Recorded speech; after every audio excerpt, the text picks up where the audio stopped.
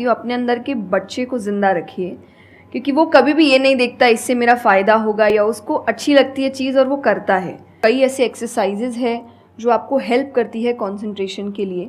तो जो मैं एक्सरसाइज फॉलो करती हूँ वो लिसनिंग प्रैक्टिस है, कि मैं सोने से पहले या सुबह उठ के कुछ देर 5 मिनट्स 10 मिनट्स मैं बिल्कुल शांत माहौल में और मैं साउंड सुनने की कोशिश करती हूँ।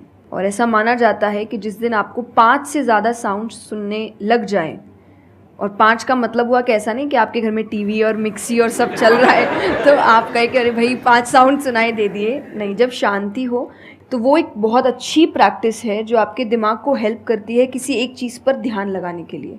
तो आप ऐसे कंसंट्रेशन पार्क के एक्सरसाइजेज होती कर सकते हैं, और जो मैं करती हूँ मैंने आपको बताया, मैं रोज़ करती हूँ। अभी तक मैं 3 से आगे बढ़ी नहीं हूँ, लेकिन आई होप जल्दी 5 आवाज़ों से ज़्यादा सुनाई देने लग जाए। अगर फाइनेंशियली बात करी जाए तो आज की डेट में सबसे ज़्यादा जो वैल्यू है वो आपकी अटेंशन की है।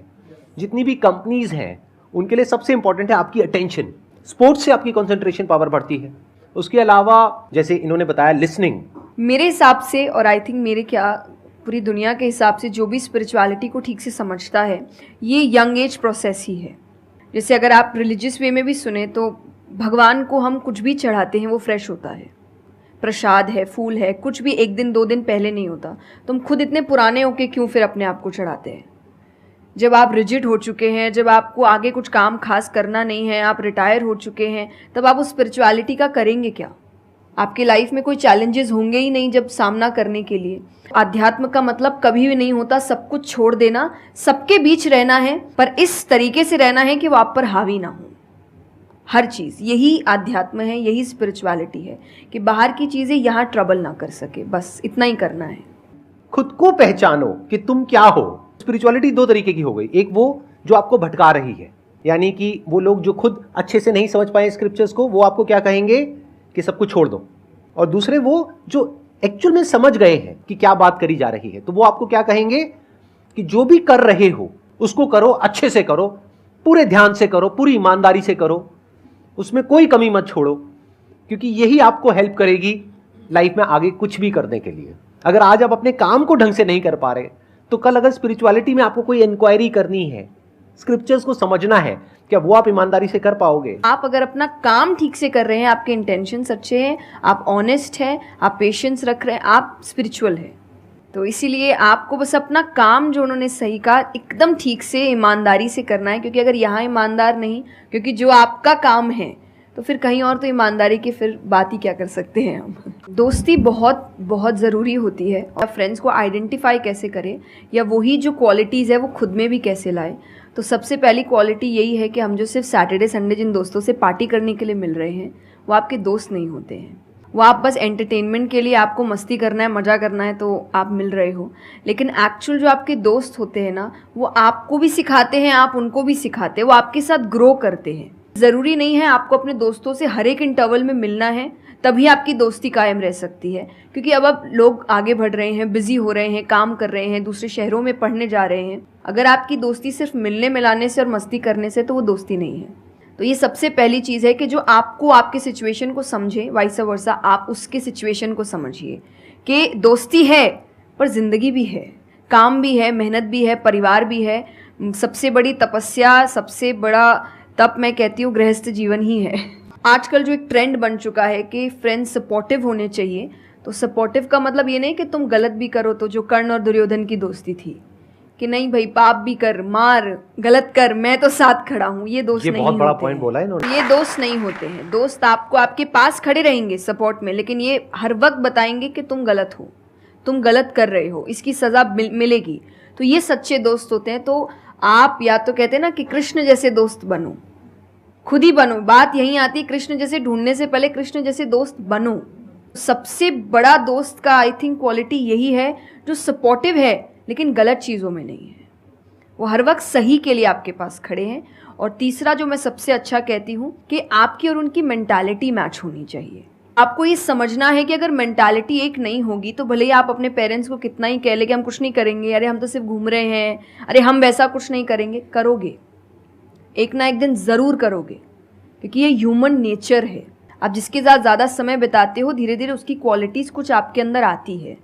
तो ज़रूरी है कि वो बिहेवियर, वो पैटर्न, वो मेंटालिटी, वो माइंडसेट मैच होनी चाहिए दोनों की, तभी आप एक साथ ग्रो कर सकते हैं। वरना वही सैटरडे संडे मिलना और ज़िंदगी ख़राब करना, यही हो पाएगा बस। ये समझना इतना इंपॉर्टेंट नहीं है कि दोस्ती क्या है, ये समझना ज़्यादा इंपॉर्टेंट है कि दोस्ती क्या नहीं है। अगर आपका जो दोस्त है वो कुछ गलत कर रहा है तो उसका साथ देना दोस्ती नहीं है, क्योंकि अगर आप गलत में भी उसका साथ दोगे तो वो और पावरफुल हो जाएगा, वो और बड़ा गलत काम करेगा। मानो आपका दोस्त पी करके गाड़ी चला रहा है, तो दोस्ती ये नहीं है कि उसको बोलना कि हाँ चल कर कर कर कर कोई नहीं, और बड़ा और बड़ा और बड़ा नहीं। उस वक्त क्या बोलना, गाड़ी रोक, मैं उतर रहा हूं। कई बार लाइफ में ऐसा पॉइंट आ जाता है जो एक धर्म संकट के जैसा होता है, जहां पर जा करके आपको साफ नजर आ रहा होता है कि ये जो इंसान है ये सिर्फ अपना ही नहीं मेरा भी सर्वनाश कर देगा। ऐसे लोगों को छोड़ देना दोस्ती है। फिर अगर उसके अंदर इंसानियत वापस से जागती है तो वापस से वो अगर आपके पास में आता है तो ठीक है, नहीं आता है तो कोई बात नहीं, छोड़ दो ऐसे दोस्त को। तो बड़े ध्यान से चुनना अपने जो दोस्त है। जो इन्होंने कहा, संगति बहुत इंपॉर्टेंट है लाइफ में। इसीलिए पहले के जमाने में सत्संग की इतनी वैल्यू होती थी। हर घर में एक सत्संग हॉल होता था एक जमाने में। सत्संग मतलब सत्य के संग। सत्य मतलब वही जो इन्होंने कहा कि जब कोई सही रास्ते पे चल रहा है तो उसका साथ देना, और कोई झूठ के रास्ते पे चल रहा है, कोई गलत काम कर रहा है तो उसका साथ छोड़ देना। तो सत्य के साथ रहना, वो लोग जो सत्य बोलते हैं, वो लोग जो सत्य की राह पे चल रहे हैं, वो लोग जो धर्म की राह पे चल रहे हैं। आज ये ज़माना अलग हो गया है कि भगवान से भी लेन देन का मामला चल रहा है कि आप मेरा ये काम कर दो तो ये हो जाएगा, और काम एक भी नहीं हुआ तो भगवान बदल ले, कि भाई कहीं और माथा टेकते हैं, यहाँ तो काम हो नहीं रहा। तो ये भक्ति नहीं होती। तो एक तो जो परसेप्शन भक्ति का बन गया है कि भजन कीर्तन पूजा पाठ कर लिया और भक्ति हो गई। भक्ति का असल मीनिंग है सरेंडर, समर्पण। और समर्पण व्यक्ति कब करता है, जब पहला चीज़ विश्वास होता है कि वो जो भी करता है वो सही करता है। स्ट्रगल है, इंसल्ट है, रिजेक्शन है, हर फील्ड में हर चीज़ होती है। अगर आप आगे बढ़ रहे हैं, कोई पोजीशन पे जाने की कोशिश करें तो आपको इनका सामना करना पड़ेगा। ये ज़िंदगी के साथ आता है। कई लोग कहते हैं कि धर्म का मतलब होता है अंधविश्वास। नहीं, क्योंकि अगर अंधविश्वास होता, अंधविश्वास में क्वेश्चन करना अलाउड नहीं होता आपको। गीता अगर सिर्फ भगवान की बात होती तो 2 पन्ने में ख़त्म हो गई होती। ये दोनों के बीच की बात है, जिसमें अर्जुन ये जानते हुए कि सामने कौन खड़ा है, क्वेश्चन करने की तो कोई सवाल ही नहीं था वहाँ पर कि भगवान लड़ने बोल रहा है, क्या क्वेश्चन करना। पर उसने कंटिन्यूसली क्वेश्चंस किए हैं। पर उसका भी नाम आया था समर्पण, कि वो समर्पित होकर क्वेश्चन कर रहा था कि ये जो खड़ा है ये मेरे हर सवाल का जवाब जानता है, ये मुझसे कभी कुछ गलत काम नहीं कराएगा। लेकिन इसका मतलब ये नहीं कि मैं अपनी जिज्ञासा बाहर नहीं निकालूंगा, मैं अपने क्वेश्चंस पूछूंगा। तो भक्ति का अर्थ यही होता है कि पहला निष्काम होता है। क्या फ़ायदा मत ढूंढिए कि मेरा काम नहीं हुआ तो भगवान है ही नहीं। भाई भगवान कहाँ है, भगवान होते तो ऐसा होता क्या। वो तो इंसान है इसीलिए ऐसे हो रहे काम। भगवान ने तो सबको देखे, बच्चा तो मासूम ही होता है, बड़े होके खराब हो जाता है। कोई बच्चा गलत आपने देखा है क्या? छोटा सा बच्चा ही डॉन बनने के बारे में सोच रहा है, वो तो बच्चा ही होता है, मासूम होता है, सच्चा होता है। तो भगवान इसलिए कहते हैं बच्चे भगवान का रूप है, क्योंकि वो एकदम प्योर होते हैं। बड़े होने के बाद हम काम खराब करते हैं और नाम फिर हम भगवान का देते हैं, क्योंकि हमको इल्ज़ाम लगाने के लिए लोग चाहिए। ये फेलियर्स के लिए भी, आप फेलियर्स के लिए भी हम कहते हैं मेरा काम अच्छा नहीं था, मेरा समय अच्छा नहीं था, मुझे पेरेंट्स ने सपोर्ट नहीं किया, मेरे पास ये नहीं था। वरना अगर देखा जाए इन्हीं सिचुएशन में कई लोग हैं जो काम करके आगे बढ़ जाते हैं। तो करने वाला तो कर लेगा, नहीं करने वाला इल्ज़ाम लगाएगा। तो वो इल्ज़ाम अभी हमें ऐसे दिखता है एक ऐसा कोई है जो सामने तो खड़ा नहीं है, भगवान लगाओ इल्ज़ाम। तो निष्काम क्या है कि आपकी भक्ति निष्काम है, स्वार्थ से नहीं बनी है, तो भक्ति आगे बढ़ेगी। दूसरा सरेंडर, कि मेरे हर सवाल का उत्तर सिर्फ उसके पास है। तो ये 2 चीज़ें भक्ति बनाती। तीसरा हम जब करते हैं सत्संग, जो उन्होंने कहा सत्संग का एक सत्य के संग, जो ये 3 चीज़ों को जीवन में समझ लेगा सही से, उसने भगवान को समझ लिया, क्योंकि भगवान का रूप ही सच्चिदानंद है। तो सबसे पहला है सच, जो कहा गया सच की राह पर चलो। आपको सुख खुद ढूंढना पड़ता है, आपको अपना जीवन खुद निकालना पड़ता है अपने चॉइसेस को लेकर। तो इसीलिए पहला सत है। दूसरा चित है, अवेयरनेस। हम अवेयर नहीं हैं चीज़ों को लेकर, हम इग्नोर करते हैं। अवेयरनेस और इग्नोरेंस ये ऑपोजिट्स हो गए, कि आप कोई भी चीज़ आपको समझ नहीं आ रही है, नहीं है। मैं अधिकतर नास्तिक लोगों को आप देखिए, उनको अगर पूछे ना भगवान को मानते हैं, तो उनके पास एग्जैक्ट रीजंस नहीं होते कि क्यों नहीं मानते। बस नहीं है, दिखा नहीं, मुझे नहीं दिखा तो नहीं है। तो तुम्हें तो बहुत चीज़ें नहीं दिख रही। मेरे पापा इस पर मैंने एक बार उनसे क्वेश्चन किया था कि बोले तो पापा कैसे जवाब देते? पापा बोले उनको पूछना उन्होंने अपने परदादा को देखा था। देखा तो नहीं होगा।